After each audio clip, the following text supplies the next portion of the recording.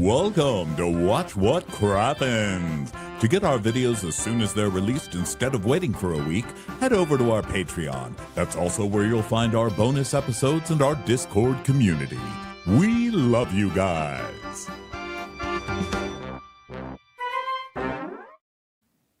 Hello and welcome to Watch What Crappens, podcast about all that crap on Bravo that we just love to talk about. I'm Ben Mandelker, and joining me today is the one, the only, Ronnie Karam. Woo! Hi, Ronnie. What's up, brah? How's it going? Sup? We are here to talk about another riveting episode of Real Housewives of Beverly Hills. Before we get into that, come join us on Patreon, patreon.com/watchwhatcrappens, where we have a weekly bonus episode. We talked about our entire weekend at South by Southwest. So that's up there if you want to hear all the different stories and tales. Also, we have a newsletter that's there that's free for everyone, Patreon and non-Patreon alike. We also have ad-free listening as well over on Patreon and a Discord community. So join us over at patreon.com/watchwhatcrappens and give us a follow on our social media as long as you're out and about doing things at Watch What Crappens, at Ronnie Karam, at Ben Mandelker. That's all the exciting things there is to announce, I believe. So without any further ado, let's all put on our Dolce and walk about the streets of Florence and let's look at dresses and more dresses and bags and glasses and dresses. Shopping, y'all. It's shopping on Real Housewives of Beverly Hills, but we're doing it in Florence, so it's totally different. It's all the same stores they always go to, but in Florence. It's like any American that travels. We're like, oh my God, I can't wait to shop in Denver. The Old Navy in Denver is so different. It's like so different here, you guys. They have exclusive things. They have more hoodies. Yeah. Well, I did hear that retail stores do stock a little bit differently. Oh, yeah. Because, but like, I love how serious we got, guys. Wait, no, hold on a second. I was Even like, Old they Navy stocked does it. You're like, Yeah. You'll find a lot of more T-shirts with fish on them in Texas than you will in LA. But that being said, it's still like kind of like Dolce & Gabbana there versus Dolce & Gabbana here. Okay, fine. Yeah. Exciting Dolce. times. I know Dolce and Gabbana. Okay. So of course they opened this store for me. It's like, really? Because there's a lot of strangers in this store. A lot of strangers. Doesn't seem very private. Okay. Congrats to Natalie Fuller for interacting with the show in a way that caused someone to react in a light way. So you finally made it, Natalie.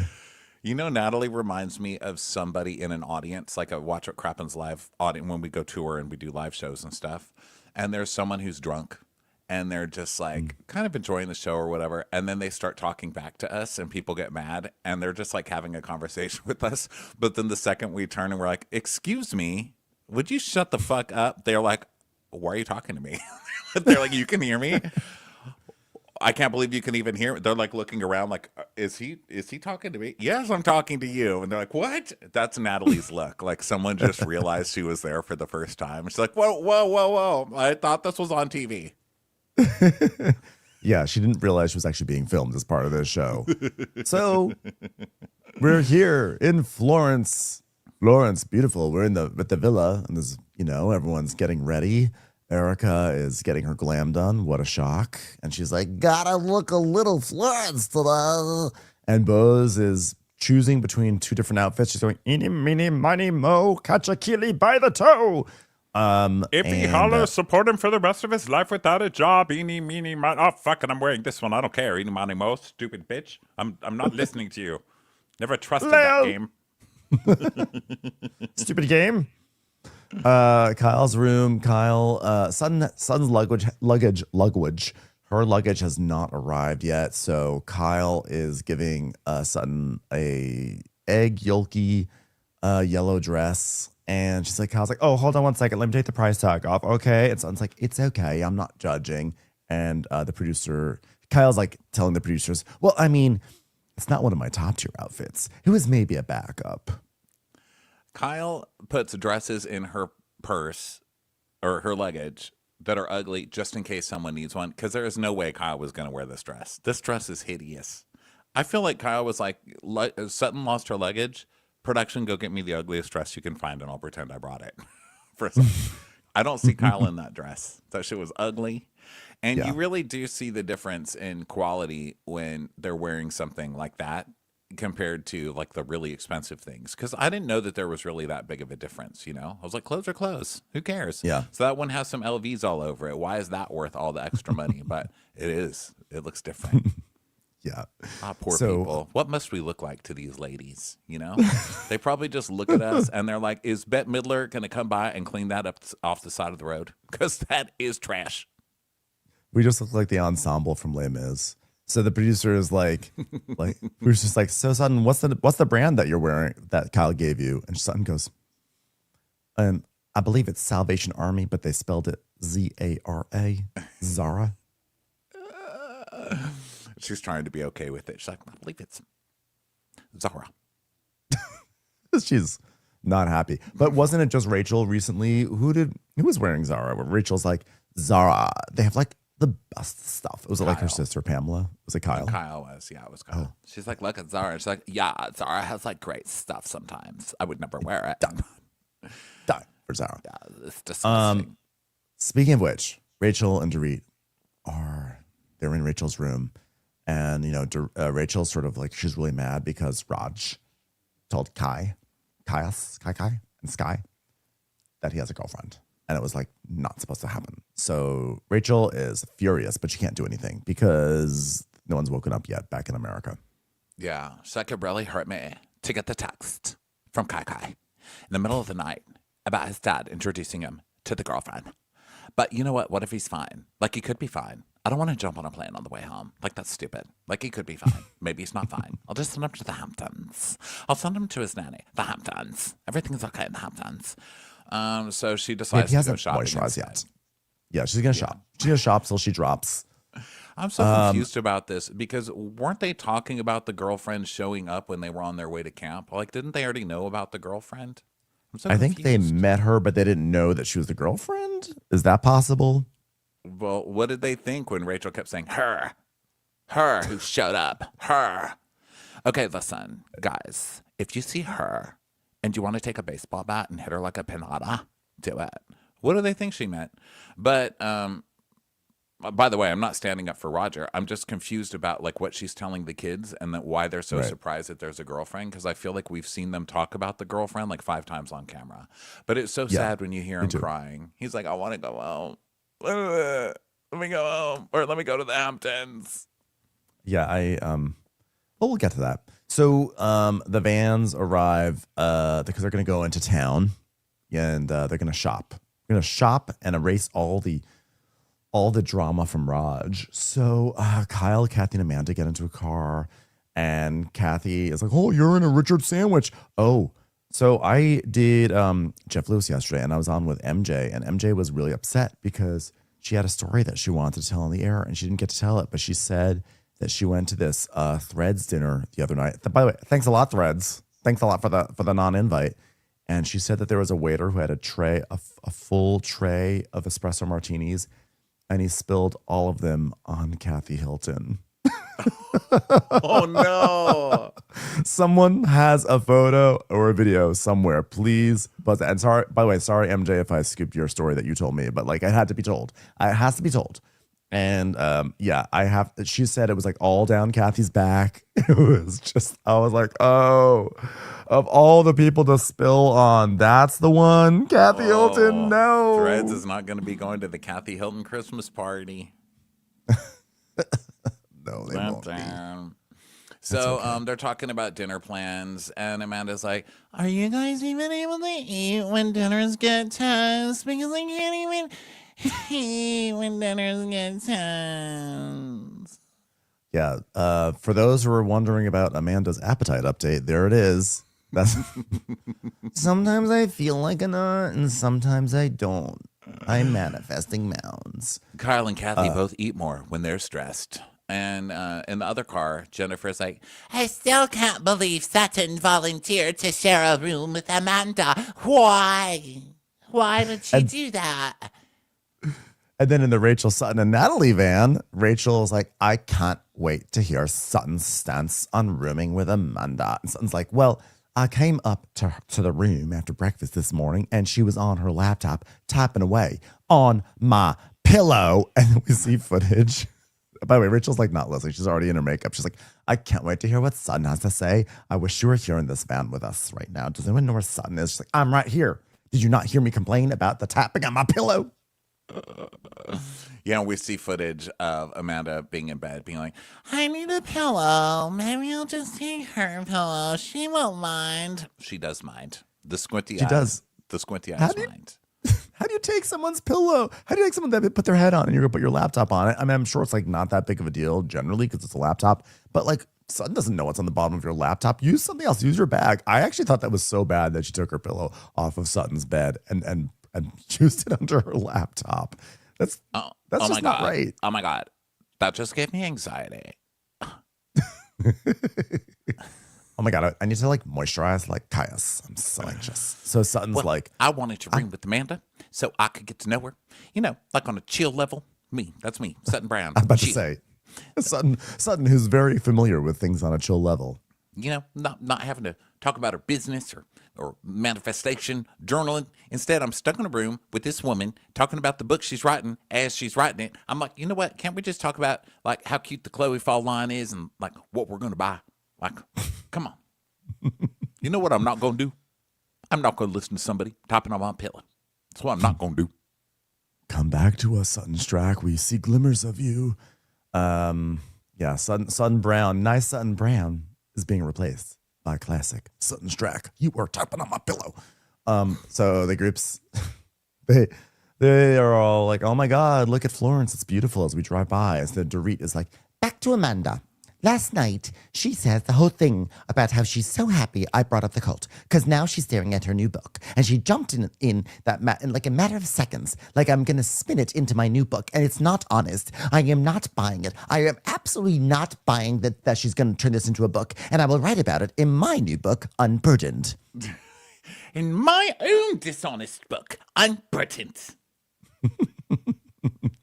So now it's I like time. that we've got dueling dishonest books. We've got Amanda talking about youth group like it's a cult. And then we've got Dorinda. Well, I mean, I guess PK was a burden, but still, I cannot wait. Dorinda. I can't wait to hear what Dorit's book is like.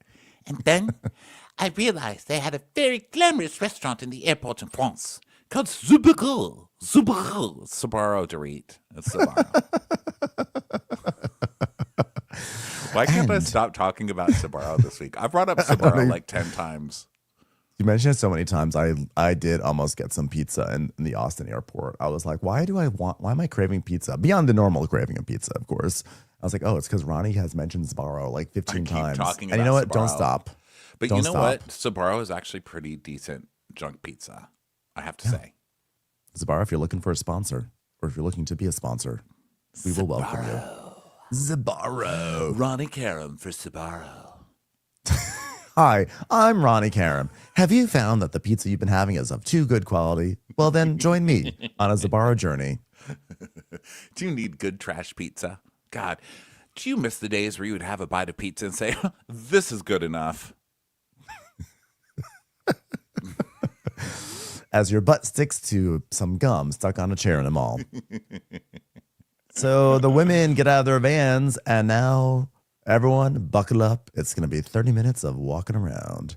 Oh, so guys, Natalie, but don't worry. We're with Natalie, and we're going to get something sexy because Natalie's here. Natalie Fuller, for those of you who don't know, is here on this cast. And she's like, I was thinking we could go see David's wiener while we're here. I'm Natalie. I'm sexy. I'm sexy and naughty. I just said wiener. Of course, Erica's like, move over, bitch. God got us. So they Hey, like go. a cum goddess. They go to the statue of David, which I didn't realize. I guess I did know David was outside, but I also was like, I don't know. It looked so like it was like up against the side of the wall. I don't know. It just felt like it needed to. I thought it'd be a more prominent place. Yeah, like And better Erica- David placement. Yeah, that's what I felt like there should have been like. I felt like David chose the wrong house on House Hunters. I was like, really? You chose house number 2? But it's like, so you said you didn't want to be close to all the traffic. Exactly. It doesn't meet any of your needs, David. So one time, I think it was during Beverly Hills, we were talking about going to Italy and seeing the statues and like walking away with the feeling of these are small wieners, right? Because like this is a 20-foot tall man. Why is his wiener 1 inch? And we had this discussion, and then we got a lot of comments about it and why that is. And they said it was considered really tacky back then to show a big wiener, so they made them small. Like a big dick was like low class or something. That's crazy. I wonder if David was just pissed off about that, or if he was like, "Oh yeah, that's my tiny wiener. I'm a classy David." Societal norms are awful sometimes. You know, I think when we were talking about this, I talked about how I went to the British Museum in London, and they have a David replica, and it's enormous and hot as fuck. Because I walked in from behind, and so I didn't even know it was a David replica. All I saw was like a giant foot and the most beautiful calf I'd ever seen. I was like, this is calf goals right here. And of course, it was like, you know, it was so hot, so tall. And then there was like this butt, the beautiful back. I was like, wow. And I turned around and it was like, guess what? It's David. I was like, oh, now I understand why David is like a thing. Because like you see the statue, it's like a hot statue. Good for him. Yeah, the why so many people are named David. Every parent is like, I want a kid with a body like that. He'll rule the world. Well, what was interesting is that when I saw that replica, and it's like an old replica, it's like literally from like 900 AD. But I saw the replica. Am I right? Yeah. And when I was reading actually the plaque about when it, kids and what could was still play outside. But one thing that was so interesting that I didn't when I looked at the plaque, one thing that what was fascinating to me is that Michelangelo, when he made it, he was like, I want the patrons of Florence, of the Renaissance, to make sure they notice the cum gutters. So it's so funny that Erica really picked up on that because that was part of the design. Yeah, cum Erica's gutters. the real art aficionado here. She's like, oh yeah, everybody notice the cum gutters. I was like, only someone who dates like thin men would say that, because like to anybody chubby, your cum gutter is your belly button, and it's disgusting. We don't brag about it. So Bose is like, I'm sorry, what did you say? She's like, the cum gutters, come on, look at the cum gutters. And so, but they're all trying to figure it out. And Bose is like, come again, cum gutter? What is a cum gutter? And Dorinda's like, what is a cum gutter exactly? Oh, cum grande, which is Italian for cum gutters. I know what a cum sputter is. That's a piqué. He goes, ooh, and then you wait. Well, it bleep, bloop, sort of short spot, unburdened. I'm unburdened. That's the point. I know about 8 gutters, as in PK ate something out of the gutter. Jennifer's like, is that a penis? And Amanda's like, does that mean like pubes? By the way, why would you ever think pubes are a cum gutter? Even if you don't know what a cum gutter is, she's awful. Kyle's like, balls, is it balls? Was. Did you? I never heard the term cum gutter. I did. Yeah. It's. I think. You date a thin person, I don't think it's like. See. Well, but I'm not. Goodness, I definitely don't have a cum gutter though, or I don't have two. No, either. I said you date a thin person. Oh, I thought you said I'm a thin person. I was like, oh, no, I said, no. Well, you are a thin person, but you're not a cum gutters person. You're not like a. I don't have any. You don't. Someday. You don't work out to that degree, but you are thin. You're very good looking. I'm not saying you're ugly. I'm just saying you date like a very built man. You know. Yes. I'd imagine. Have some. I have witnessed them, but I have yet to actually have my own. It's like seeing a sports car. Not that I want one. Ew. But it's more like a very fancy Kia. I was like, that's something to aspire to. I don't even know what I'm talking about. Some people have washboard abs, and I have a laundry bag. So I feel like we go together. I have a Whirlpool. I don't need a washboard. I've got a Whirlpool machine right there, and it is constantly swirling. So Erica says, "Cum gutter." Oh, that's those muscles right there, baby. The cum comes out the gutter. It goes down the gutters because those muscles are deep. What are the odds that like before Erica went out, she was in glam and she's like, yeah, we're gonna go see the statue of David, and then her makeup artist was like, oh my god, he's got cum gutters. Oh my god, Erica's like, what the fuck are you talking about? You know when you jerk off on yourself and the cum goes right down those gutters, bitch. Okay, I'm gonna use that.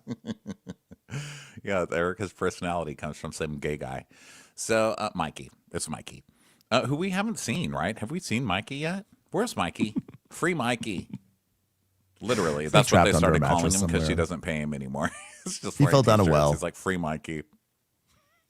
He fell down a well. There's some dog that's trying to save him. She's like, what? What are you saying, dog? Mikey fell down a well? Is he having sex down there? Don't bother him. Ooh. So we go to Sutton, and she's like, I don't know that word, and I've been trained by gay men my whole life, so I haven't heard that one. Sorry. Son, you have not been trained by gay men. We'll tell you that right now. There's. I think she meant ballet, right? Oh, that's true. Merce. Oh, Merce. Merce. Kathy says, Merce well, in the did cum you see gutter. the... Doesn't sound the same, does it? Merce is in the cum gutter. Kathy says, did you see his hands and feet? The size. Wow. Rachel's like, nothing.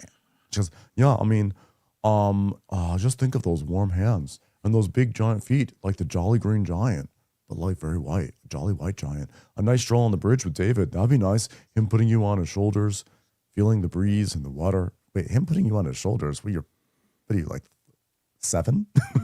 Feeling the breeze, the water trickling down your thighs, down to your knees. Your feet are wet. Oh, You realize that you've actually fallen off the bridge. Sorry, I spilled Your some feet are wet. espresso martinis on you. Your feet are wet because David crashed into a waiter carrying a tray of espresso martinis. And since you're on his shoulders, your feet are the things that hit the martinis first. It all makes sense. The waiter tripped over his big feet. So Jennifer, so now they're walking around, all pondering cum gutters, as we all are. And they see these handcrafted Pinocchio figurines. And Kathy's like, look at the Pinocchios. I want to get some Pinocchios. And then we see plague doctor masks. Fucking Italy. It's like they're very, let the good times roll. It's those little masks that are like masquerade mask, but it has the long nose, like a Woody Woodpecker nose that comes forward, that you see in like all those masquerade balls. I love that Italy's like, oh, enjoy your time in gorgeous Italy. Remember the plague? Okay. Chanel's that way.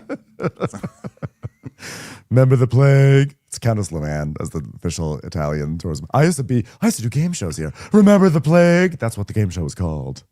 P is for the way you plague with me. Line. L, Luann. L. You just started the word. I'm sorry I called you a pedophile. No, Luann, it's a different song. So then Amanda is telling us what the action. Oh, so Natalie's like, yeah, I mean, look at those masks. I mean, who would be our Pinocchio? And Bose goes, Amanda. Which is rude. That's so shitty. And she's standing right next to Amanda, so it was kind of one of those like, ha ha ha, maybe Amanda probably heard me call her Pinocchio. I'm surprised that came out of Bose because I'd like Bose like, no nonsense, call it like it is type thing. But I don't think I've ever known her to be just like kind of mean girling somebody. So I thought that was out of character. I thought. I thought it was fine. It was shade. She gave some shade. Yeah, I mean, it was. They all give shade. I was just surprised to hear something like that from Bose because she seems like above it. I was happy. I was happy to hear it from Bose, and I was. It's so funny because I wasn't like, oh, I'm writing you a demerit. I laughed. I was just surprised it was from her. If it was from like Sutton or Dorit or literally anybody else, I would have been like, oh, whatever, some light shade. But coming from Bose, I was like, oh my God, I was proud of her. Above it. I was proud of her because I feel like Bose, like in her confessional, she can be a little bit of she shows potential for being a shade assassin. So I was happy for her to have a shady moment. And I love that this stupid little comment about like who would be a Pinocchio in the group, Amanda, is like now gonna be a thing, and it turns into a thing at the end of the episode. And it's just so funny that literally, there's been a lot of talk about Miami being put on pause while Beverly Hills goes forward. You have one show where you have Adriana saying she had sex with a Haitian mortician and had to give him a coffee maker. Forgot about that, bitch. And you have don't even a show, miss me, you miss my pussy. Yeah, you have a show like Salt Lake City that's like your husband has one foot in the grave and the other foot on a banana peel, and then it's like people like say like they just go for the jugular, right? And then in this show, it's like who would be like a Pinocchio? Amanda. It's like whoa, whoa. It's the biggest controversy of the year. It's just crazy, So Amanda's like, what the fuck? I'm like right here. Okay, well, you are right there. So why don't you turn around and say, what'd you say? I'm Pinocchio? What the fuck? Yeah. Instead, she just goes and is like, Instead of running she to Kyle simpers. and like getting a script to go carry forward and making it a huge thing. Like, what are you, 5? Just turn around and say something. Well, just when you thought there might be something happening, it's time to go shopping. So they're gonna split up, guys, because Sutton and Bose and Jennifer are gonna go to Dolce. I could only get us 3 spots into Dolce, so it'll be just us. Because if Dolce and Gabbana, if there's one thing Dolce and Gabbana is known for, it's that they don't like accommodating several famous people, only 3 at a time. Yeah. It's like, no, the producer said you're only allowed to bring in 3 because we need to split up the groups that you guys can talk shit about each other and then come back together and compare notes and get mad. Yeah. So Jennifer is like, We can get you new clothes, Sutton, since your suitcase hasn't arrived. and so they go in to shop for new clothes for her. And Sutton's like, well, Bose has picked on my clothes before, so I thought I would bring her into my lair and see if she has the balls to make fun of my clothes in front of DJ. That's what I call him. We're friends. And a flashback to watch what happens live in case the audience, who's very invested in this situation, want to know, did Bose really make fun of Sutton's clothing? It's like, I mean, no shade, but if she got her fashion together, homegirl would be pop, pop, pop, pop, pop. So then, and Andy's like, wow. So now we go back to Dolce & Gabbana, and they are greeted by another Stefano, because apparently they only are going to meet people named Stefano. And and then they, guess what? It's time to shop. Jennifer's like, I already see something that I like. So she disappears, and Stefano's like, Buongiorno, can I get you guys something fresh to drink? And so, like, I would love something fresh to drink. That would be lovely. As someone who had her pillow tapped on, I need a refreshment to drink away the memory of that vicious image. Now, I've known Dolce and Gabbana for, gosh, over 10 years now. And, of course, they're going to open up their doors for me because that's what friends would do. That's what friends would do. They're not your friends. You're rich, okay? And they are sponges. They are sponges. They're probably just gay guys named Stefano who put on wigs the second they see you coming. Wearing Pinocchio masks. They are not friends. They are grubs. They're not friends. Okay? And you're a rich lady. So Bose tells us, Well, the expectation is to just spend as much money as they would have made if their doors were open that day. So ka-ching, ka-ching, baby. So champagne shows up, and they're drinking, and now the other group of shoppers, which is Rachel, Kyle, Erica, Dorit, Amanda, Kathy, Natalie, they go to other stores. Oh my God, Antonio Maras, and oh my God, look at this clothing. And Amanda is like, this is a cute set. Oh yeah, that could work. It's just browsing. Shopping. It's browsing. It's nice. It's beautiful, shopping. beautiful clothing. so great. they're back at It's DG, exciting. as I call them. Jennifer is picking up a leopard print high heel, and she's like, Oh, this shoe snarls. This shoe's like a shoe, but it goes like this. okay. Get your. So she's pecking out dresses, and she's like, I'm going to whisper you my size, Stefano. Okay, yeah. And probably a size up or 2 as well. And then the other store, Rachel's trying on a jacket. She's like, this jacket is life. I came out of my mother's stomach wearing this dress. I'm like wearing this dress, this jacket out of my mother's womb. I was like, I've arrived. I'm like dead. I'm dead. I cannot believe this. Look how chic I look, mother. I can't. I live here now. I live here in the hospital. I live here. I love it. I'm never going back. by the way, she looks insane in this thing that she's wearing. It's a black caftan with fur all over, not fur, feathers all over it, and like big, like pasted on flowers on the front. She looks like a 5-year-old dressed in like her mom's funeral outfit. She looks cray cray. I enjoyed it personally. I enjoyed it looking kind of crazy. But that's what matters most is did Rachel enjoy it? And I think she did. And Rachel was like, my shopping process anywhere is going to be the same.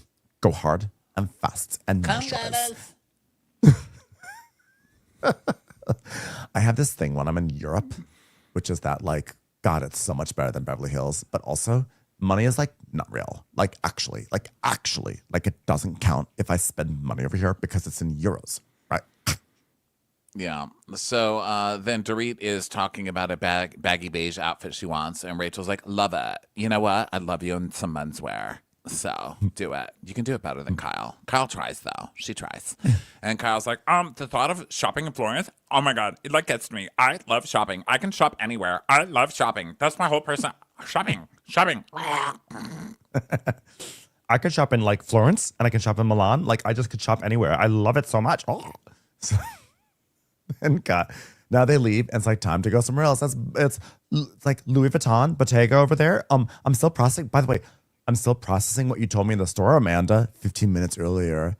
There were these masks hanging on one of the market kiosks, and Bose said, "Look, it's Amanda. The mask is Amanda." Shut up. Oh my God.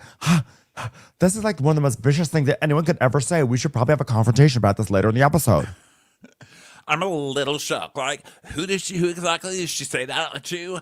And it's like, I think Erica was standing right there, and I think Natalie, you were standing right there, right? And Natalie's like, what?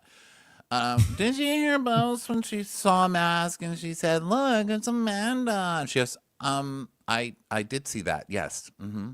So I heard it right. She goes, yes. Wait, Natalie? wait, stop. Wait. She saw a mask and she said, "Look, there's Amanda. Is that what you heard?" She goes, well, I mean, she was joking. Yeah, she was joking. I heard her joking. Natalie was just called upon at the meeting or on the Zoom, and she was just checking her phone. She was like just looking at like Twitter, and she's like, yes, I did see that. There was a joke. What are we talking about again? Cum gutters. Yeah. So Natalie's like, yeah, I do think it was. I think. I mean, I was like, it was just a joke, but it wasn't a nice joke. It was insinuating that I'm fake. And Natalie's like, but I do think it was just a joke, because you can tell Natalie also cannot stand Amanda, because she's like, you're not gonna make me like turn against Bose, who I like. Okay, like it was a joke. Get over it. Well, and also Kyle's like, Natalie oh my laughed God. at it, so she's like, part of her must have been thinking, well, aren't you mad at me? I laughed at the joke. Like, why is it you're only going for Bose and not me? Like, we were making fun of you together. It was a team. It was a team thing. But Natalie's just like, well, I do think it was just a joke. And so Kyle turns her whole body and she's like, there's no way you can spin that into being a funny joke. I mean, come on. Literally, you can. Also, Kyle, who when Kyle does make, by the way, Kyle makes these kind of jokes all the time. Like, how many times per season does Kyle make a shitty little joke where she would be the one be like, it's Amanda, and then she will actually, when she gets called out on it, she will often be like, it's a joke. I mean, come on. Well, we can't joke anymore. Sorry about that. Like, this is so. And by the way, I would also like to add that this is so much lighter than what Kyle said about Rachel Zoe in the Hamptons, saying, well, you know what? Like, she wonders why her marriage didn't work out when she cheated on Raj right before her wedding day. And she will go on the reunion when she gets called out about that and be like, it was just a joke.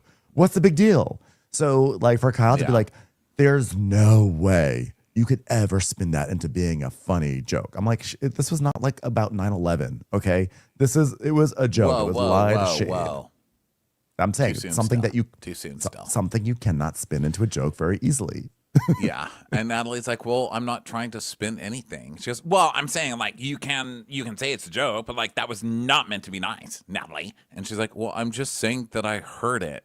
Well, if someone said that about me, my feelings would be really hurt. Like, that would really hurt my feeling. And I was like, yeah, like, I think there's this idea that I'm not authentic because I don't show enough emotion. But, like, I just see it as me being emotionally regulated and calm. And Natalie goes, well, why do you think people say that? Just, I love when she said that. Natalie's just looking at her like, ew, why do I have to shoot with her? Isn't it bad enough I'm just like a friend of and get nothing to do on this show? Yeah, and like Natalie clearly does not like this girl. And she's like, well, so why do you think people say that all the time? She goes, well, I've never heard it before this in my life. I'm like, yeah, because it's being said behind your back. Okay. So Kyle's like, I don't know if this is coming out because Dorit doesn't like Amanda, but it feels really juvenile and mean. I'm like, okay, Kyle. Kyle, who is often the icon of maturity in this group. I mean, look, I don't disagree. I thought it was mean too, but I just don't understand why Amanda didn't just turn to her and go, hey. Why it wasn't call nice. me Pinocchio in my own Florence, or something. Like, she should have said something. Like, to take it to Kyle is so weak. I think. Yeah, And then Kyle to act like her regulator and her enforcer is really stupid. It's not even your business, Kyle. And you don't want to go up against Bose because Bose is not afraid of your ass. So That's I the would thing. just back right down, Kyle. Yeah, I'm not saying it was nice. Of course, it wasn't nice, but it wasn't the worst thing in the world. It was run of the mill shadiness that you'd get on a Real Housewives show. And Amanda should have just been like, "What the fuck?" Like you said, she should have said, "What the fuck?" And honestly, even if she processes it later and it's like, you know what, I was thinking about that and it actually upset me, then the way you say is, you know what, that was kind of fucked up, and I'm going to say something to her about it because that's like fucked up, not like, why would she say that? Like, it's like, why? Like, I'm not fake. It's like, oh my God. Gotta go be a victim. Go cry to mommy, and then Always. mommy will take care of it. And so then we go back to Dolce. Of course, well, not before Kyle's like, I can't believe she said that. You're going to say something to her, right? You're going to say, because that's all Kyle does. By the way, we got quite a few comments last week of people who were like, I cannot believe you didn't talk about the leaf on Kyle's butt. I didn't see it last time, but I saw it this time in the previously. I just thought it was funny. Kyle was walking away from that scene like, you can't make a cat a dog, while she had like a little tail in between her butt crack. It's like a little leafy thing. Leaf has been acknowledged. Now we go back to Dolce & Gabbana. And now, guess what? Jennifer and Bose are both wearing purple print dresses. And Jennifer then says, when I'm in Dolce & Gabbana, I'm so happy, like the world is full of possibility. You walk in an ordinary girl, and you walk out with bags and bags of stuff that will make you more glamorous, like Italian type woman.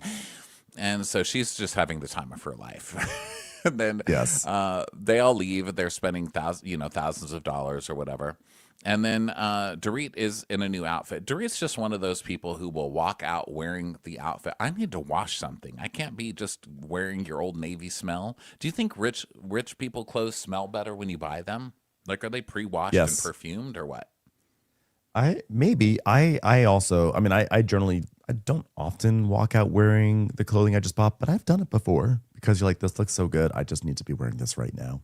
You've So, done that. I get it. I've been shopping with you where you will buy something and put it on. And I'm I like- just don't, I mean, I don't know. It smells so weird to me. I can't do it. I think, I don't have, I'm kind of like, hey world, do you want to see me wearing a shirt that has a vertical crease going down from my shoulder to my waist? It's happening because I'm wearing this right now. I wonder if it's like an Old Navy specific smell that I can't wear. Because I did go to my version of Dolce & Gabbana, Banana Republic, yesterday. To me, they're so fancy now, Banana Republic. They're like, would you like a $200 shirt? Not really. Are you fucking crazy? You're Banana Republic. But you they have bananas? Like a 50, huh? Are you What? bananas? Come on, Are you Ronnie. bananas? I just didn't hear you. So, so anyway, I bought this nice shirt in there, and I was like, I can wear this. It doesn't even stink. And then it got me thinking, is it because it was more expensive? Maybe. Thanks Actually, to chomp might on, be. guys. Chomp on that one. But by the way, Banana Republic is so cute right now. It used to be like, it went through this like 15-year period where it was just like stuff you'd wear to the office. And now they have the cutest stuff, whatever they're doing, and they'll keep doing it. And Banana and Sbarro's, if Banana, you can get in line behind Sbarro's to be the sponsor of this podcast. We will. I was will like, talk why does about this you. Banana Republic shirt smell like Sbarro? I'm eating a Sbarro. Okay. You're like, you just have a pizza on your shirt. So okay, Bottega. So Dorit is they're like waiting for Dorit because she's not only checking out, but she's like talking to the person at the front, and they're like, come on, Dorit, we only have 1 hour. Hurry up, Dorit, come on, the gum's going down the gutter.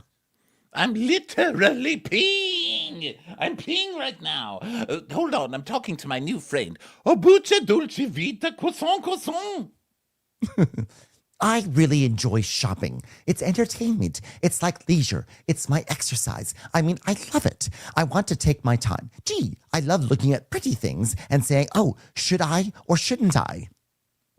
Will my credit card work? Won't my credit card work? So then Erica's just getting pissed off, and she's standing by the door like, I ain't taking this shit. I'm gonna walk away. I'm gonna just walk the fuck away from fucking the ring. just go. Why are you standing there? It's so weird. So Dorit spends $3,862 yasta. And Erica's like, come on, Jesus Christ. So Kathy's like, I'm just going to go out and walk on my own. Okay, bye.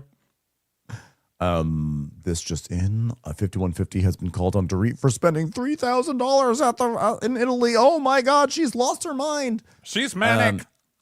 She's mad. I'm like really concerned that she paid as much money for her clothing as really the rest of the cast did for all the things that they bought. So they are, Erica like almost falls over, but she doesn't. By the way, we didn't talk about the fact that Erica has her hair like in an updo and she's wearing this leopard. She's basically like in I was just Rinna about before to put Rinna this found picture fashion. Yeah, put the picture up. Erica's like, it's almost like, well, someone very soon thinks that she's It's 100% Patsy Stone from Absolutely Fabulous. And I thought, that is very Erica to be like, I'm going to pull a gay icon moment. Like, no.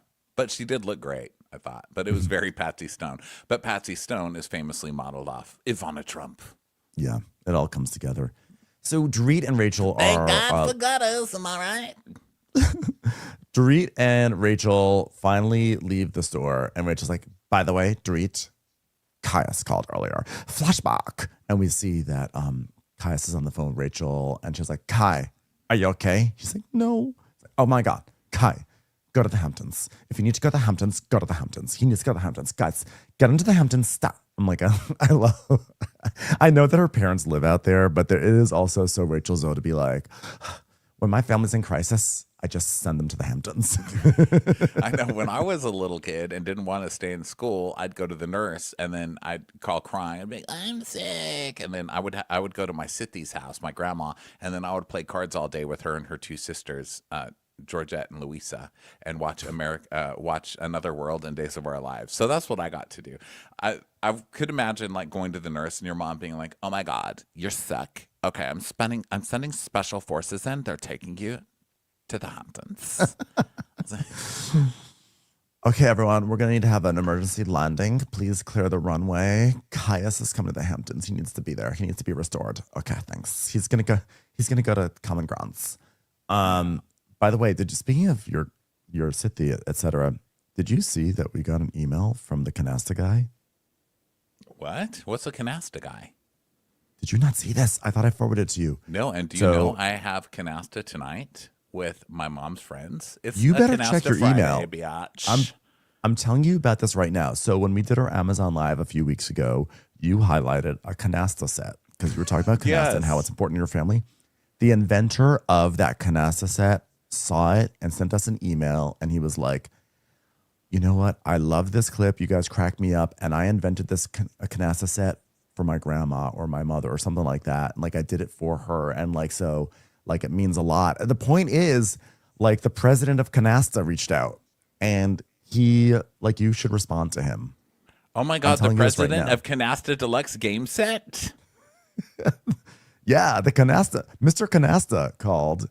And he's oh my God, I'm writing him back right now. Ramon Gonzalez, founder. Yeah, Ramon Gonzalez, get out of my dreams and into my car. Okay. As a gamer, I'm so happy for you right now that Mr. Canasta reached out to you. Okay, Ramon Gonzalez. And you better brag about it tonight at Canasta. Be like, hey, mom, just want you to know, I know the guy who made this Canasta set. The power of media, you know? So so Sutton may know Dolce and Gabbana. We know a guy who made a Canasta set. Yeah, you know what? We can get Canasta sets because we've been friends for years. That's what friends do for each other. You know what I'm going to do? I'm going to play Canasta. That's what I'm going to do. Oh my God. Someone send Sky to the Hamptons. This is too much. This is like too much drama for him. Send him to the Hamptons. Get him safe. Take him to a safe place. I wrote, I just saw this. I'm so excited. Send it over. My mom will die. Thanks so much, Ramon. I'm beside myself. I'm just writing it back as Rachel. And Rachel's it. Like whoever we're impersonating.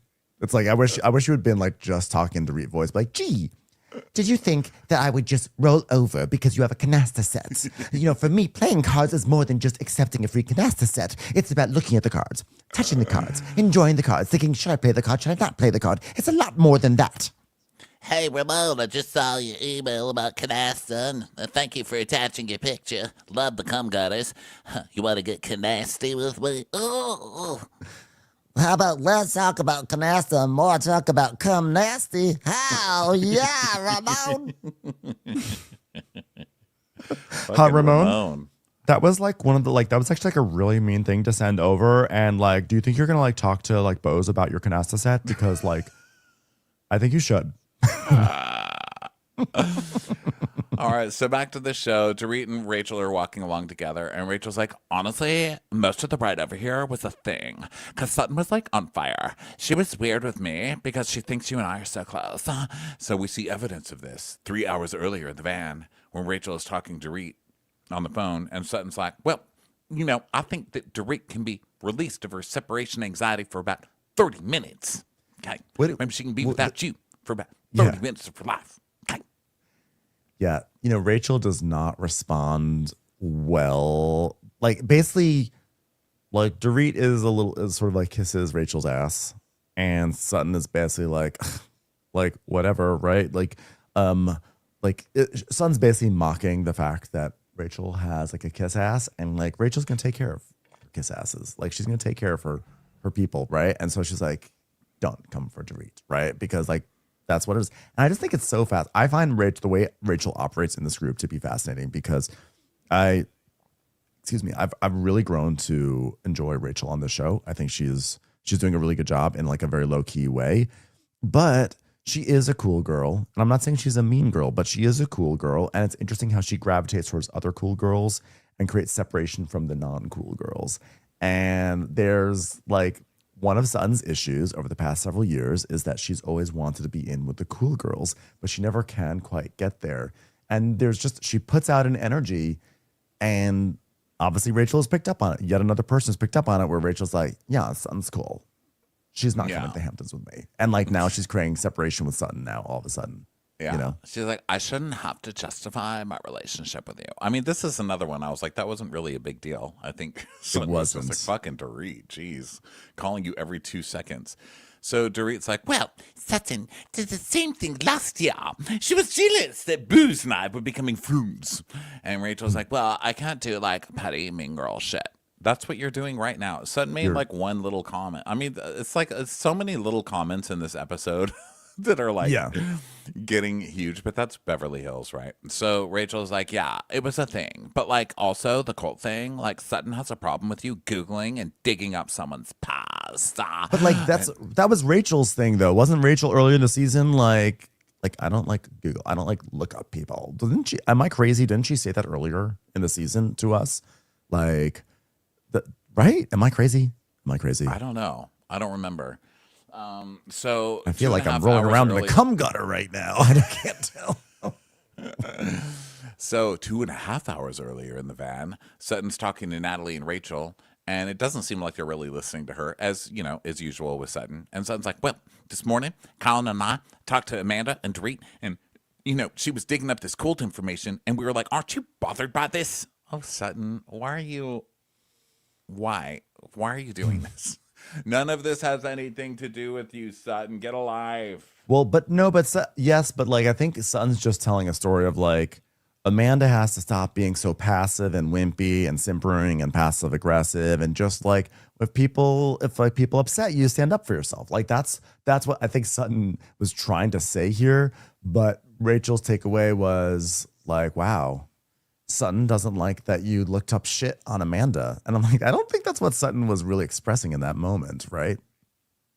Yeah, I think she was. She was like, oh, how can someone Google you? This is really bugging Sutton. But it wasn't even the Google. It's on her blog. Like they weren't hiring. They didn't pay the $20. You know what I mean? For the people that when you investigate and you're like, get me information. Like if you pay us $20. Whatever. It's not like they paid the $20. She did a simple Google search. I don't think that's a big deal. Well, either way, Dorit's saying I wasn't digging up anything, and Rachel's like, I think Sutton thought it was low and using the cult as like a thing, as like a weapon. And I'm like, I'm going to defend Sutton on this a little bit. I do think that like, I mean, Sutton does not like the Googling. You see her say it a little bit later, but I think the gist of what she was trying to say in the car in that moment was more like, she says, we talked to Amanda and like, gosh, aren't you upset that this happened? Like, because Sutton's whole thing for the past few episodes is, Amanda, grow a backbone. And if you don't like something, you've got to stand up for yourself because, right, we're trying to help you be part of this group.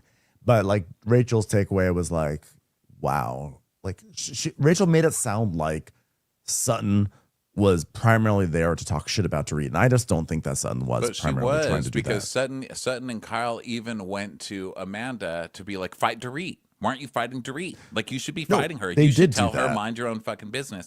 So Sutton was telling them the story of how they were trying to do that. And it's like so obvious that they're just trying to start a fight. They're trying to have Amanda confront Dorit. And Dorit's like, well, I thought I was friends with Sutton. So why is she now trying to make this girl fight with me? So I think Rachel they got it right. They are trying to do a proxy battle. But I think in that moment when Sutton was telling that story, I think Rachel took a smaller part of that story and turned it into something that was bigger than I think it really was when we saw the clip. Okay. So Dorit's like, oh, fuck off. Well, I'm surprised by this because Sutton and I had turned a corner. You're doing so well. It's like, now I understand why Sutton really sought out to room with Amanda. Kyle and Amanda are thick as thieves, and Sutton is thinking, shit, am I on the wrong side? I got to get back on their side. So she's willing to sabotage our friendship that has made leaps and boons just to score points with Kyle. And it's really pathetic. I think that is actually also a good theory. I think Sutton, for whatever reason, has like some hard on for Kyle. She just wants Kyle's approval. It's some psychological void that she has that she carries with her since middle school of needing to be accepted by the queen bee. And I do think some of that is true. I do too.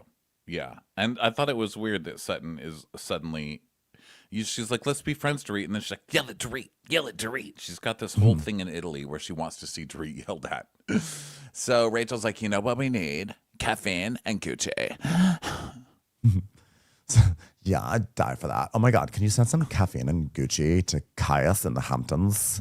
I think actually at one point she does say she does get Gucci and she gets Gucci bracelets for the kids. So by the way, I have to say, this may be from this may be naive Ben who doesn't have kids, but if I have a 13-year-old boy, I'm not getting him a Gucci bracelet. Hell no. He's going to get a slap bracelet at most, a swatch. I don't know, but I'm not giving you a designer bracelet when you're 13 and watching you scuff it up or lose it, right? No siree. Well, we're not rich, you know. That's how rich people are. It's like, I'll just get him a little bauble, a little Gucci bauble. He deserves that. He won best moisturized in school, so he gets that. So Jennifer, Eric, and Bose and Natalie are in a van, and Erica's like, A woman told me I look like a Vanna Trump. I can't even begin to tell you how that made me feel. Good. probably good, actually. But Natalie, Yeah. tell the group what you told me about Tega. She's like, well, Amanda was sharing with Kyle that she overheard you and Bose say something about a mask when we were on the Masks? What are you talking about? I said, look, there are those masks. I remember that. And I said, that one, that's a cum mask. So you come all over the mask. So you don't get COVID while you're still trying to take a load on the face. I thought I was the sexy one. And I thought you said her name referencing a joke of some kind. No, I did not say Amanda's name in reference to a damn mask. She's like, well, we're so obsessed with Amanda. By the way, so it's all getting distorted here because it was Natalie who said, like, who would be the Pinocchio? And Bose said Amanda. And like Pinocchio means like, you know, the nose coming out the liar, right? But now they're talking specifically about, like, the conversation was about masks. And yes, the Pinocchio was a mask, but they're making it seem like they were having a discussion about masks and who would be the most masked person. And so I think Bose is like, I don't remember even having this conversation. So do you they were think kind Bose of is two being different like things. a literalist where it's like, Well, I didn't say anything about the mask. I said something about Pinocchio. So if you say I said something about the mask, I didn't say something about the mask. or do you think she just doesn't remember at all? I think it's all of the above. I think she's being an accidental literalist. I think if they said, no, remember about the Pinocchio, who'd be the Pinocchio, and you said Amanda, she'd be like, oh, yes, that. But because they didn't phrase it like that. They phrased it so it almost sounded like a little bit of a different conversation. I think she sort of doesn't remember because she's thinking too literally about it in this moment. So I think she looked genuinely confused, I thought. I didn't think it was fake. But we all know did, she said I thought it. she did too, but she did say it, and I'm also like, well, she's not dumb. She would remember saying that. So is she just being like, well, I didn't literally say mask? And it's such a stupid thing. Like, honestly, I cannot believe this fucking show. And now, the next 6 weeks of our lives, we have to talk about this because it's going to be every Pinocchio mask. reunion. It's going to be every 5 minutes on this show. We're going to have to argue about this for 6 more weeks. So anyway, but we go to Kyle, Amanda, and Kathy's van, and Kyle's like, oh my God, I'm still surprised that Bose said that. Oh, shut up. Kyle, shut up. Kyle. God, get a life. Fucking Kyle. Well, she might have really meant it as a joke, Do you like being the butt of a joke? She's like, a butt? You mean a bottom? It's like, okay. The butt of a joke. Kathy, come on. Like, how would you feel, Kathy? You would not like that, Kathy. You would not like that. So Bose is like, Whether or not it was said is not the issue. But if she really felt a certain way about what I said, then she should have just come to me directly. But she prefers to pull Kyle in so she can deflect. And I don't play that game. and that's exactly the problem. Amanda's such a wuss. Turn to me and say, hey, what the fuck? Don't go to Kyle and make it a whole episode and then try and get everybody on your side and whine and be a victim. You're a wuss. Well- You don't belong here. Kick her off the bus. Well, you know where she did well? Last night when we actually explained, when she actually explained the cult to us, at least we have the story as to how, when, where, how, what, who, where. And Bose is like, yeah, but we still don't know what made her want to leave. And Erica's like, well, let's ask ChatGPT. So she goes to ChatGPT. Yeah, because only Erica would think that was a complete story with the beginning, middle, and an end. That was not. She just said she was part of a youth group. She followed the youth group. She didn't like it. There was some unspecified, pressure, and then she ran away. Well, once she said she ran away in the middle of the night, but in the beginning of the season, she said right after church she ran to her sister's house. So I'm not sure if maybe church was in the middle of the night. I mean, I don't know. But so Erica pulls out the ChatGPT. When it comes to Amanda Francis, there's no credible evidence that she was ever part of a cult. Instead, what exists are a number of criticisms and controversies. And Bo's like, oh, wow, let me look at this. Multiple posts. I just have to say, Erica reading is so funny. It's like you really see the education system wherever Erica grew up is like failing because she's like, When it comes to there is no credible evidence that she was ever. Oh God! Someone else read this. Jesus Christ! I already did the cum gutters bit. I'm done here. Somebody else read. I'm not paid for this. Ahem. I shall take over. Multiple posts accuse her of misleading content and high pricing, and several users have raised concerns about her brand coaching style. Some feel her approaches mix Christian language with New Age manifestation in a way that's off-putting or manipulative. And Son's like, no, you know what? I don't like this business bashing stuff. I don't like this. Girl, what are you talking about? Shut the fuck up, son. Shut the fuck up back there. Quiet. Boo, hiss. Boo. Boo. Oh, God, I'm going to get the Pope to write you another letter taking away your new last name, you idiot. Stefano's like, let her speak. So Dalton Gabbana says, let her speak. Sutton says, you know what Erica and Bose were doing to Amanda is no different than doing a deep dive of the cult digging that Dorit did to Amanda. Only this is kind of worse. I'm like, oh, come on. Come on. Get over. She's a grifter. It's on a blog. She wrote a blog about it. It's allowed to be discussed. Yeah, seriously. So then Erica's like, Well, don't ask ChatGPT about me, honey. Might as well just call me Escobar. Or Lavana Trump. I thought she was saying like they Call me a fucking bleep, bleep, bleep, bleep, bleep, bleep, bleep. So we go to the other van, and Amanda's like, but jokes can be mean. Well, why don't you just ask her about it? Well, I guess I'm gonna have to. And back to Bose. She's like, Ha! Well, if she wants a fight, she can have one. I'll give it to her. good. It's about time. I feel like, I feel like Bose, I would like to see her in more conflicts just because I find her to be really funny and smart. And I just feel like she could just like destroy someone like an Amanda. So then Rachel, now in the van with Rachel and Dorit, and Rachel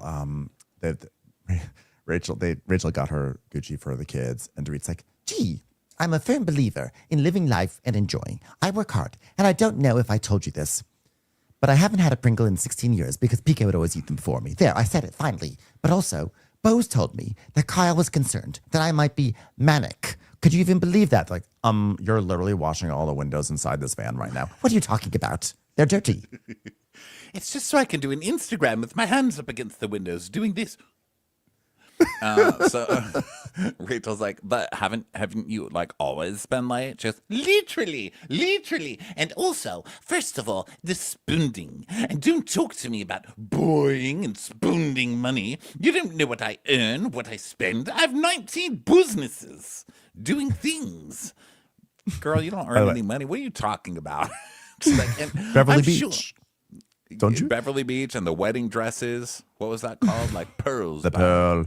The Pearl. Ladies and gentlemen, Dorit. now please welcome in the Pearl. This one's called the Blue Jay. This one over here is called that sort of brush you use to wash long glasses. Beverly Beach. And if I show up tonight with my 4 Gucci bags, she'd consider that part of my manic behavior. Maybe I'll do that. I love when Rachel says, but aren't you always late? She goes, yes, exactly. I'm always late. Like, she's like proud of it. How is that manic? It's a regular, okay? And Rachel goes, yeah, if someone called me manic, I can't. I've put our friendship in a box. Oh my God, like literally a box. Is it a Gucci box? Should I send it to Caius in the Hamptons? So Rachel goes, I'm not sure your friendship is working, just so you know. And then now we go back to Villa Bibiani, and everyone arrives, and they're getting dressed because they're going to be having a pool party, which means they're supposed to be getting into bikinis, which of course Dorit would have since she is the owner of a bikini business. I don't think so. Nope, she does not have. I don't bikini. think that's still a thing, is it? Beverly Beach. Let's look it up. Beverly Beach. Was it ever a thing in the Beverly first place? Beach. Let's be honest. So Sutton and Amanda are in their room, and they're trying on stuff. Amanda's putting on some crazy thing. She's like, "Is this like swimsuity?" I'm Matt. And then there's like a knock on the door, and Sutton's bag arrives finally, and Amanda's like, I manifested that you get it before dinner, remember? You probably manifested that every single day, and eventually it came true. Okay, this doesn't count. I'm looking at Beverly Beach. I'm sorry, but podcast break. Beverly Beach. Did you find anything? 471 posts, 75% off sale, beverlybeachbydorit.com. Let me see when the last post was. It's a lady in front of a slide holding a baby, and it is from 170 weeks ago. I think it's Dorit, maybe, jumping on a trampoline, not in a swimsuit. So I'm a little confused. Okay, beverlybeachbydorit.com, error 1000, DNS points to prohibited IP. So, Wow. yeah, that's Beverly Beach, more like Beverly Beached. Yeah, like a whale. Beverly breached. It's backwards inside the womb. So Sutton and Amanda's room, I don't know. They're all talking about like what they're going to wear to dinner, and no one's going to wear a swimsuit. So they start gathering at the bar, and Jennifer sees a guy, and she's like, Are you here to make us delicious drinks? Fabiola, is that your name? Federico! No, Daniela! Leonardo! she's just in one of like, my her name's modes Rich. where she just won't stop talking. Like they just show her walking through the house, being like, I love swimming pools. They're places where water goes to rest. Are these chairs? That's what people sit on. I've always approved of chairs. Are we outdoors? I love outdoors because there's not as many walls. everyone's just like, oh Yeah. God. She is bantering about every Nickel little into thing. Jennifer. She's like, I'd love to sit outside on a nice Italian night. Bose comes out. She's the only one in a bikini. And she's like, I thought this was a pool party. And Erica's like, If that looked like that, it would be. God, no kidding, because her body is like a statue. It's like, oh my God, what a perfect body. And then she sits down even in the bikini. I'm like, oh, if I was in a bikini, I would, well, that would never happen. But if I was, I wouldn't even sit down because I'd be like, oh my God, what's happening down there? But she's like, hello, I still look perfect even sitting down in a bikini. What do you think of that? yeah. Well, I can't even get in the pool. I'd have to wash my hair, and if there's chlorine, it might turn green. And then what would happen if I actually have a good time? I'd actually have to be joyful and show some personality. I'm not going to do that. You'll never see me in a swimsuit. You might see me in a pool without my swimsuit. And Kathy's like, no, well, I don't want to get my hair wet. And I just no. Rachel, where's your bathing suit? Are you okay? Like, I'm wearing a caftan. That's what I swim in. And by swim, I mean I sit on chairs. It's too much. So Kyle's like, where's the pizza? Where's Dorit? So Erica's telling us, Dorit's getting on nerves. Like last night, tonight, again. Always late. Fucking Dorit. Well, they do say one of the early symptoms of mania is when you show up a little bit late to a pool party, Kyle's like, I mean, by now, Dorit being late is like a joke. Like, nobody expected her to show up on time. Like, yeah, it's been like 7 years of it. Why are you suddenly reacting to it now? So Rachel's like, oh my God, Dorit. Like, Dorit is going in the pool. She's like wearing a bikini. She's like hot. She's like doing so much. Oh my God. She's like, no, I'm not going to go in, but everyone looks beautiful. So everyone's annoyed with her because she did show up 45 minutes late. And then pizza comes out and Amanda keeps on saying, is there a gluten-free pizza on the way? Can you let me know about the gluten-free pizza? It's like, gluten-free, is that coming? Any gluten-free? God, they must hate her. Like, gluten-free, what is that? yeah, because most people in Italy are like, I don't even have to be gluten-free because I'm in Italy. And they do gluten different here. Yeah. So Amanda's like, I just really want my pizza. Where's my gluten-free? Oh, where's my, she's just like, you're whining even about that. Come on, it'll come. You're rich. Don't worry. They'll make you your gluten-free. Oh my God, thank you so much. Wait a minute, is this a pile of hair? It's gluten-free, huh? There's no gluten in here. Eat it, you stupid putana. So Bose is asking if everybody feels good, and Rachel's like, it was a hard personal day, but like I'm here now, so it's all good. It's like my ex and stuff, but it got sorted. So my kids are gonna go to the Hamptons. It made my heart hurt. It was like hard to know that like my kids were not in the Hamptons for a weekend, but like now they're there. And I'm going to have Xander look after them. It makes me feel better to know that my kids are now in white linen. So everything's fine. They're wearing white linen and like black fedoras because like Xand is styling them this weekend. So Sutton's like, well, I don't know about y'all personally, but I've been hearing bits and pieces today about like not gossip, but like, That's just probably gossip. but like talk, Gossip. So I was like, well, tell us about the conversation you were having. And Sutton goes, well, Cal and I picked up this morning from our conversation last night. We talked to Amanda. And Kyle's like, oh, God, as if like Kyle was not the one who's been prompting everyone to confront each other tonight. And now she's like, oh, God, are we really going to have a confrontation tonight? Yeah. Well, and with the investigatory cult thing, I would have been pissed. Dorit's like, oh, by the way, little Missy. She's like, oh, really? Little Missy? Oh, okay, Missy. And Kathy's like, by the way, Nancy Drew.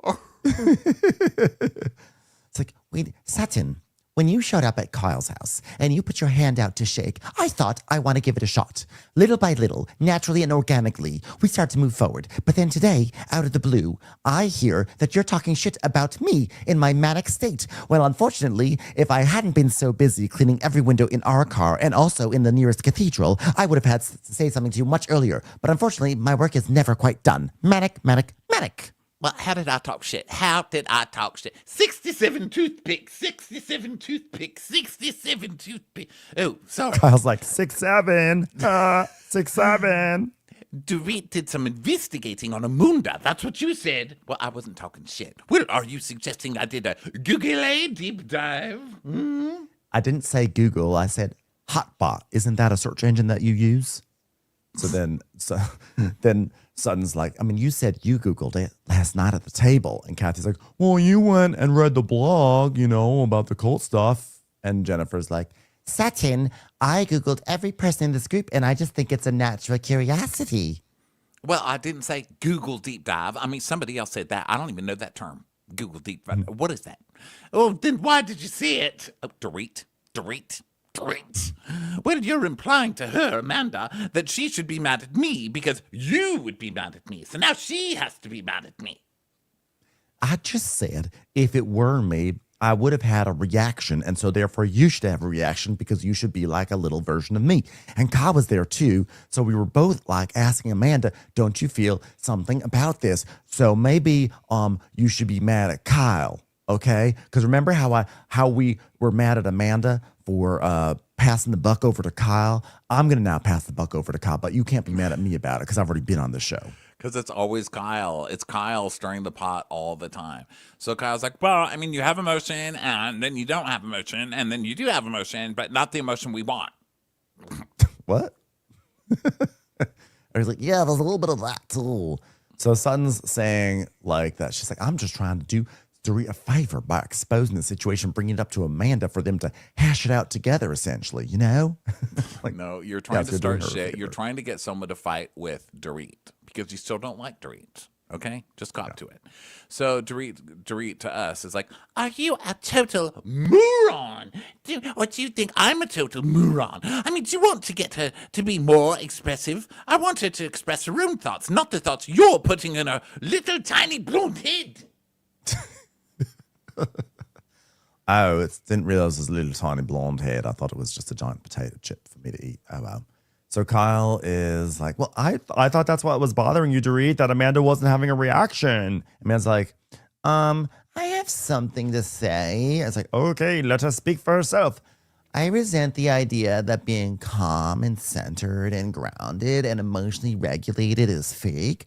I try to practice not giving energy. By the way, they're all rolling their eyes now around the table. It's like, I try to practice not giving energy and space to every little thing, and I do not feel safe when we're at the dinner table. Like, that would normally be a time that I choose to get vulnerable and open up more, but instead, I have felt emotionally unsafe. oh, God, just fuck off. And Dorit's just crossing her eyes. She's like, oh, Jesus. Thank God I have my lifesaver here. A Coca-Cola. I can't go anywhere without Coca-Cola. Enjoy Coke. Dorit has learned from the Kyle Richards school of reacting to someone else's speech because Kyle is normally the one who bulges her eyes and looks down to the right. But in this case, Dorit's like, I'm going to do it too. So Erica's like, but there's also a way to have tough conversations there. I mean, it's like, if you want to have the conversation in the first place, but maybe you just want to go to the Hamptons. Right, Kyle, I see you making a face over there, but you know what I'm talking about. She's like, it's just a lot, honestly. It's just like a lot. Everybody's always coming for Amanda. And she says that she knows why Amanda doesn't feel safe opening up to this group because she's been on the defense, giving this, all the time. It's poor Amanda on the defense. And so Rachel's like, yeah, but like emotionally unsafe, that can also be a trigger word. See, I can do it too. It's like a generational thing. And like, as a member of the younger generation, I would like to say that like sometimes we use words like safe and on fleek, and it's just a little different. That's it.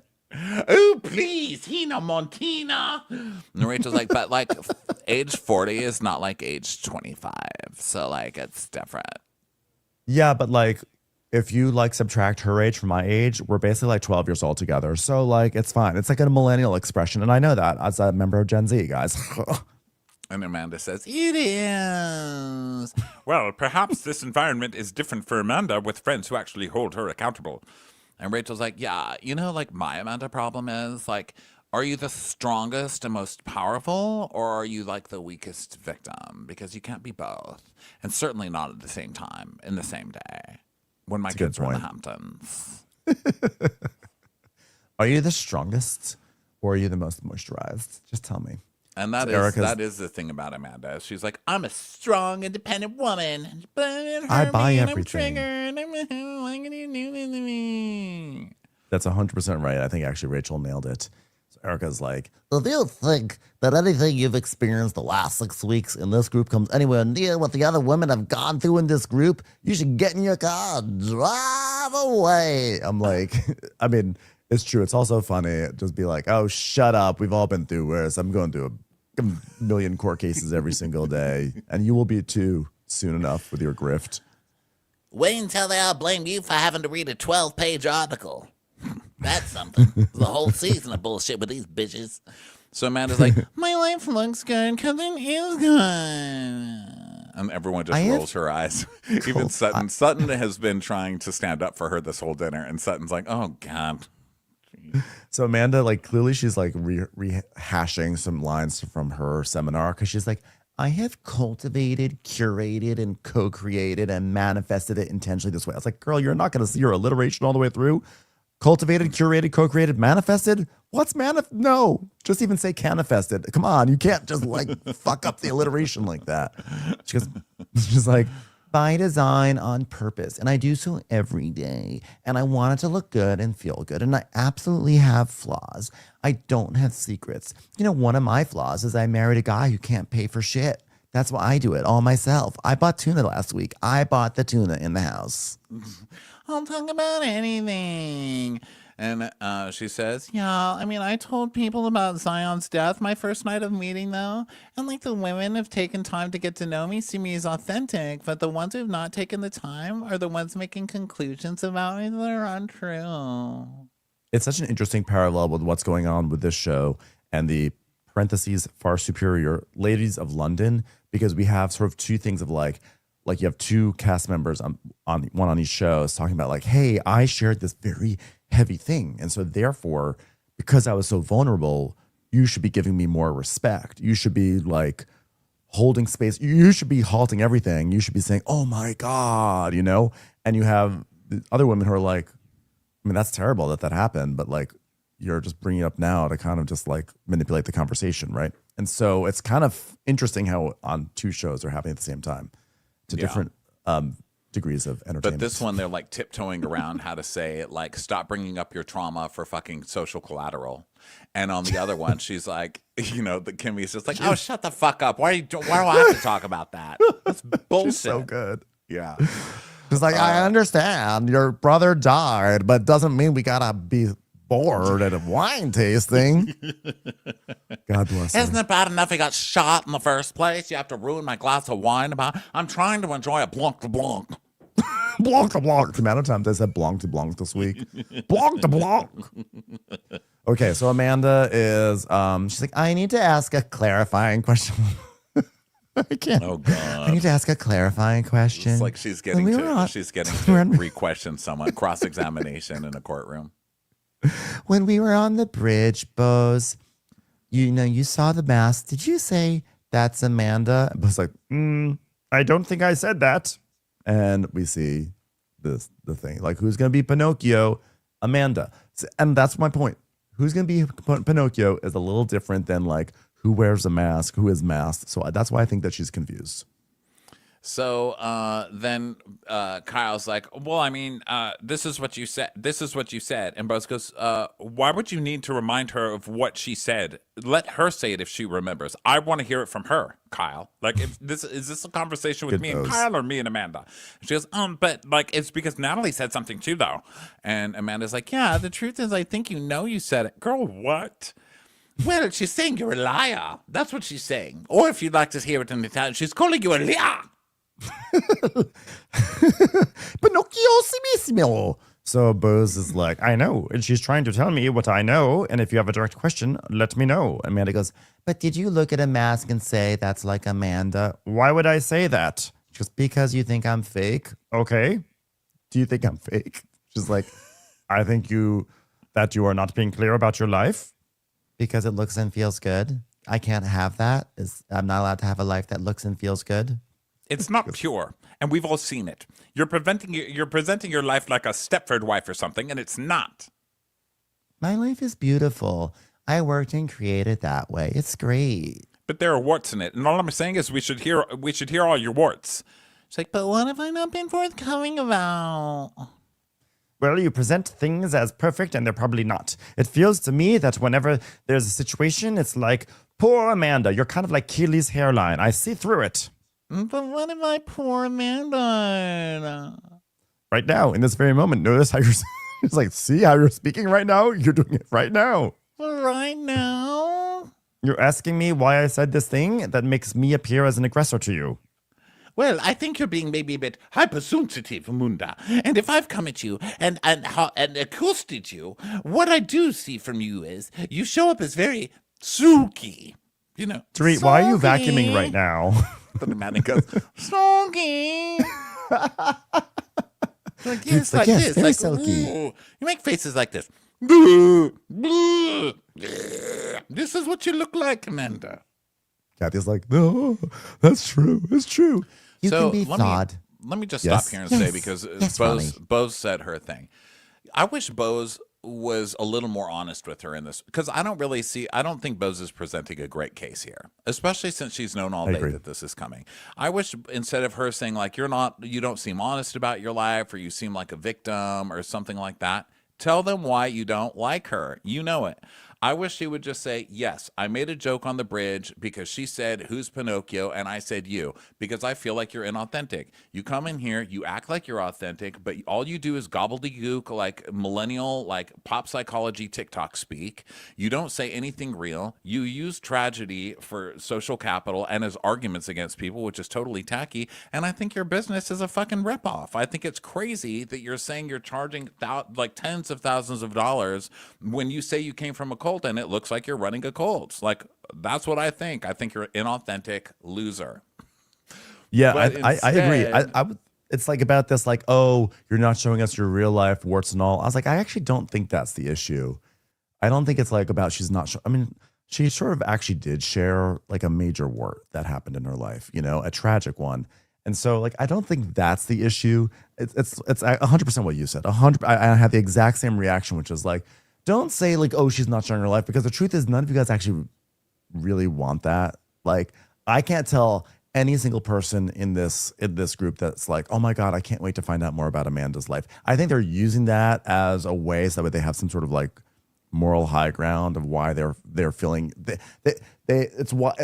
they use that to explain why they're annoyed, but they're annoyed because they pick up on Amanda. What we pick up on is that she's fake, she's a grifter, and she's just annoying. And she like you can't really even have a conversation with her without her self-promoting or like suddenly like acting like a victim in the most annoying way. But they don't want to be the ones to accuse her of that because that's so harsh. So instead they're going to drape this other lofty thing on top of it, which is like, we are annoyed with you not because of your personality. We're annoyed because you're not sharing with us. And they're putting it back on her that way. It's like, no, you're annoyed because she's just annoying, and just own up to it and live in it.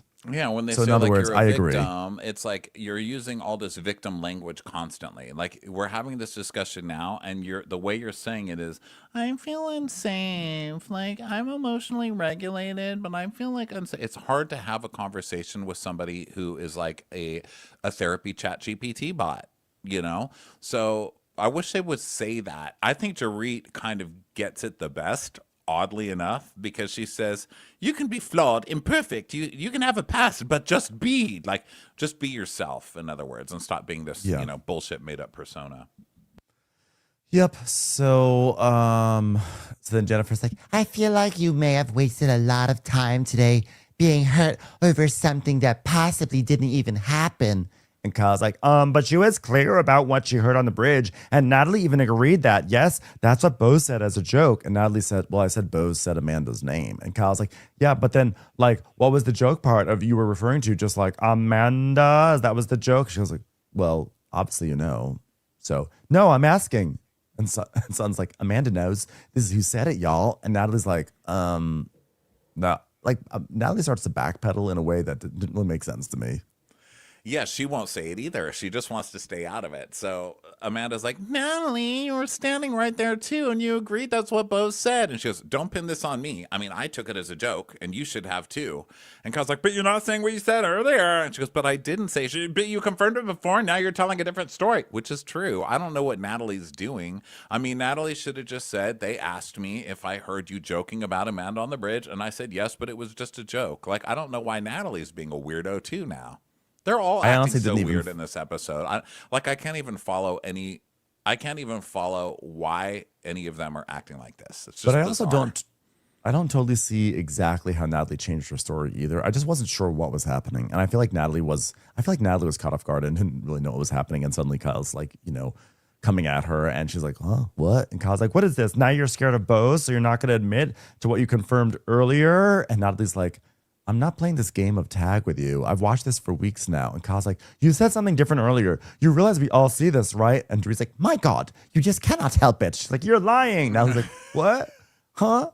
I'm sexy. I'm just waiting for a way to talk about the fact that I got a happy ending once. Come on. Oh, you know what doesn't lie? The cameras. And she does her like cross-eyed like head bobble thing.